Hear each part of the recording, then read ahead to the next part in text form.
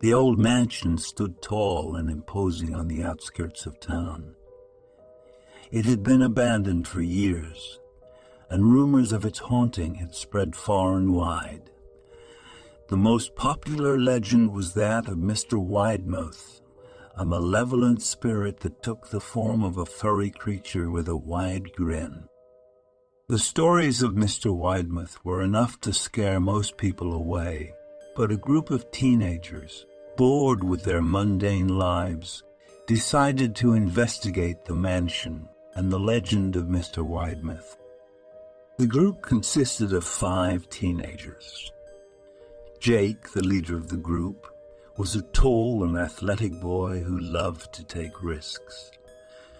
His girlfriend Lily was the smart and level-headed one who always kept the group in check. The other 3 members of the group were less important and more expendable. Mike, a jock who loved to party and had a reputation for being reckless. Jenna, a shy girl who was always looking to fit in.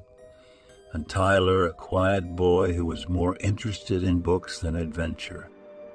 The group met up at the entrance to the mansion, all dressed in their warmest clothes and carrying flashlights, snacks and water.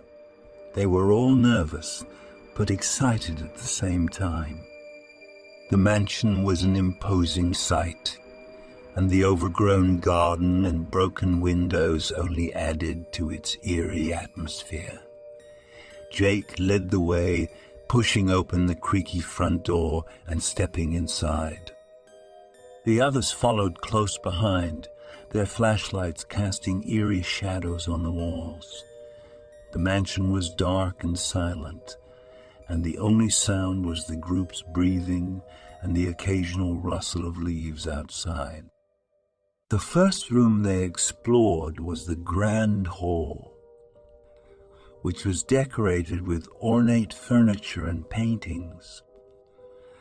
The group was amazed by the luxurious surroundings, but they couldn't shake the feeling that they were being watched. As they moved through the mansion, they found evidence of Mr Widemouth's existence. Scratches on the walls, strange noises, and paw prints on the ground. The group pressed on, ignoring the signs of danger and continuing their exploration. They found themselves in the kitchen, where they decided to take a break and eat some of the snacks they had brought with them. As they were eating, they heard a strange noise coming from the pantry. Mike, eager to show off, volunteered to investigate. As he turned the handle of the pantry door, he felt something brush against his hand. He looked down to see a furry creature with a wide grin staring up at him.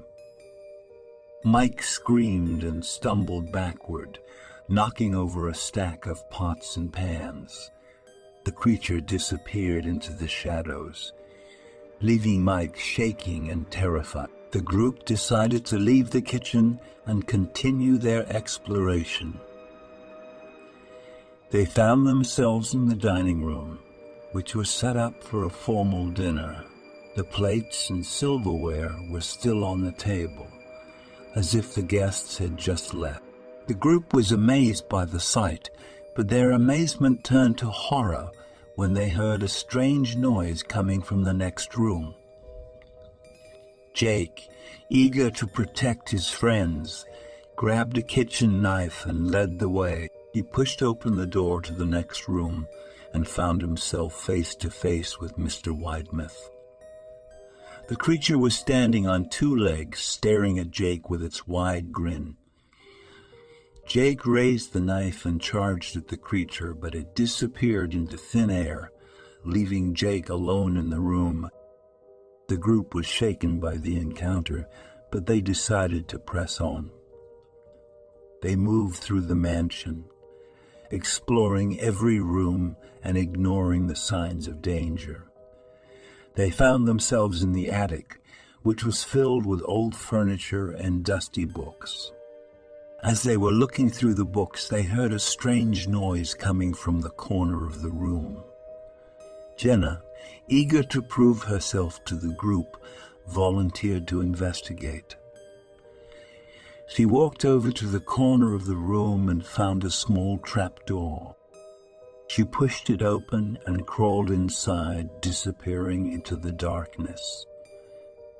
The group waited anxiously for Jenna to return, but she never did.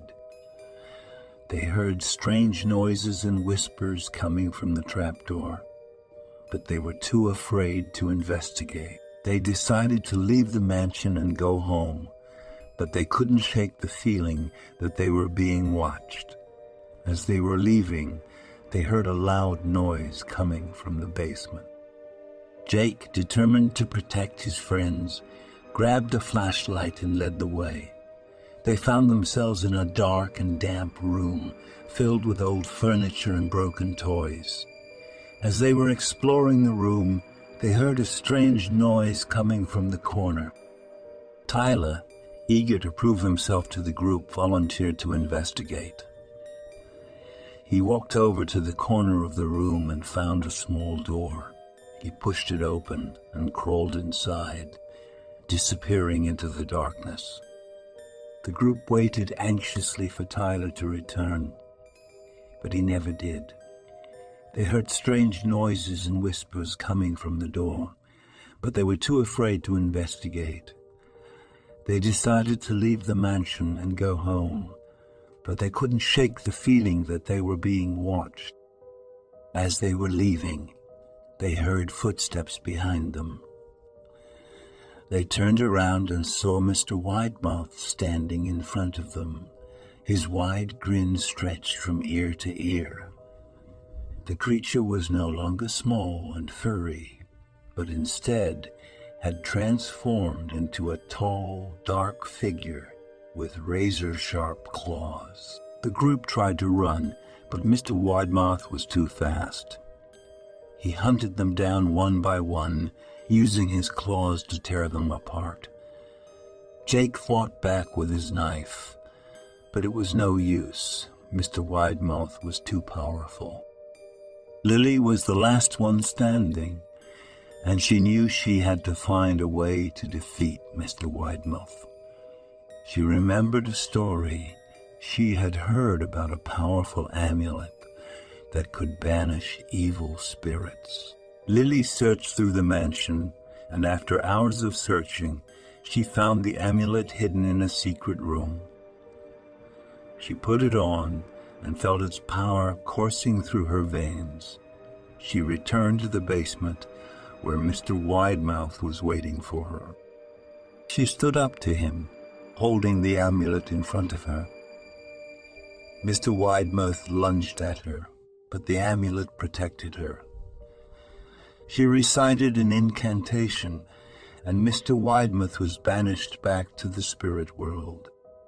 Lily emerged from the mansion battered and bruised, but victorious.